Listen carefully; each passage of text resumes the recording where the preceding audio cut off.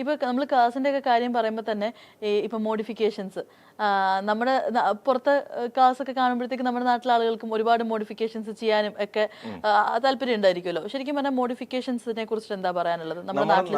നമ്മുടെ നാട് വളർന്നിട്ടില്ല എന്ന് പറയാനുള്ളത്. അതായത് മോഡിഫിക്കേഷൻ എന്ന് പറഞ്ഞാൽ അത് ശരിക്കും അത്ര വലിയ പ്രശ്നമുള്ള കാര്യമൊന്നുമല്ല. ഫോർ എക്സാമ്പിൾ അമേരിക്ക അല്ലെങ്കിൽ അങ്ങനെയുള്ള വലിയ വലിയ കൺട്രികൾ നോക്കി കഴിഞ്ഞാൽ നമുക്ക് ഗ്രൗണ്ട് അപ്പ് ബിൽഡ് ചെയ്ത് വണ്ടി ഉണ്ടാക്കാനും അതുകൊണ്ട് സർട്ടിഫൈ ചെയ്ത് ഓടിക്കാനുള്ള അവസരങ്ങളുണ്ട്. ഇവിടെ അങ്ങനെ ഒരു ബോഡി ഇല്ല, ഇവിടെ അങ്ങനെ ഒരു ചെക്ക് ചെയ്യാനുള്ള ഓപ്ഷൻ ഇല്ല.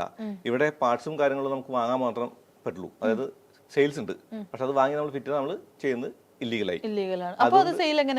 സെയിൽ മോട്ടോർ വാഹന വകുപ്പല്ലോ ചെയ്യുന്നത്. അത് കേരളത്തിൽ വേറൊരു ഡിപ്പാർട്ട്മെന്റ് ചെയ്യുന്നത്. സെയിൽ ആവാം, കുഴപ്പമില്ല. പക്ഷെ വാങ്ങി ഇപ്പൊ സിഗരറ്റും ബീഡിയും ഒക്കെ അങ്ങനെ തന്നെയാണ്. വാങ്ങി ഉപയോഗിക്കുമ്പോഴാണ് പ്രശ്നമുള്ളൂ. വിൽക്കുന്നുണ്ടല്ലോ അവര്. ഈവൻ മദ്യപാനം അനുവദനാധികാരാണ് പറയുന്നത്, പക്ഷെ മദ്യം വാങ്ങുന്നുണ്ട്. ഓക്കെ, അതുപോലെ വാങ്ങാൻ പറ്റും. പക്ഷെ നമുക്കൊരു ബോഡി ഇല്ല, ഒരു ചെക്ക് ചെയ്യാനുള്ള ഓപ്ഷൻ ഇല്ല. ഞാൻ പറയുന്നത് ഒരു മോഡിഫിക്കേഷൻ എന്ന് പറയുന്നത്, മോഡിഫിക്കേഷൻ വാക്കേ വേണ്ട, നമുക്ക് ഇഷ്ടം പോലെ കസ്റ്റമൈസ് ചെയ്യാൻ പറ്റുക. അതല്ലെങ്കിൽ കസ്റ്റമൈസ് ചെയ്തിട്ട് അത് ടെസ്റ്റ് ചെയ്ത് റോഡ് വർത്തി ആണോ എന്ന് നോക്കാനുള്ള ഒരു ബോഡി ഉണ്ടാവുക, അല്ലെങ്കിൽ ഒരു ഏജൻസി ഉണ്ടാവുക. അവർ ആ പേപ്പറിൽ ഇത് മോഡിഫൈ ചെയ്ത വണ്ടിയാണ്, റോഡ് ലീഗലാണെന്ന് എഴുതി കൊടുക്കാൻ പറ്റുക. അങ്ങനെയൊക്കെ ചെയ്യാൻ പറ്റിയിരുന്നെങ്കിൽ നല്ലതായിരുന്നു എന്നുള്ളത് എല്ലാ വാഹന പ്രേമികളെയും പോലെ വണ്ടി പ്രാന്തന്മാരെയും പോലെ എനിക്കും ആഗ്രഹമുണ്ട്.